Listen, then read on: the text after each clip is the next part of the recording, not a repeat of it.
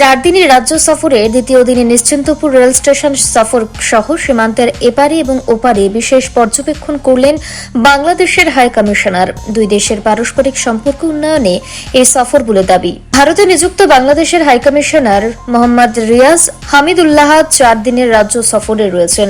এই রাজ্য সফরের দ্বিতীয় দিনে আজ নিশ্চিন্তপুর রেল স্টেশনে বিশেষ সফরে এসে ভারত বাংলাদেশের সীমান্তের এপারে এবং ওপারের বেশ কিছু এলাকা পর্যবেক্ষণ করতে দেখা গেছে হাই কমিশনার সহ অন্যান্য প্রশাসনিক ব্যক্তিত্বদের। সাম্প্রতিক সময়ে ভারতের বাংলাদেশের চলমান রাজনৈতিক এবং পারিপার্শ্বিক পরিস্থিতির পরিপ্রেক্ষিতে ভারতে নিযুক্ত বাংলাদেশের হাই কমিশনারের 4 দিনের এই সফর অত্যন্ত গুরুত্বপূর্ণ বলে বিভিন্ন মহলের বলিষ্ঠভাবে দাবি করছেন। তার পাশাপাশি আজকের নিশ্চিন্তপুর সফর আগামী দিনে ত্রিপুরাকে ভিত্তি করে ভারত বাংলাদেশের সম্পর্ককে আরও বেশি বলিষ্ঠ করবে বলে একটা মহল সরাসরি দাবি করছে। ব্যুরো রিপোর্ট অবিরাম 24x7।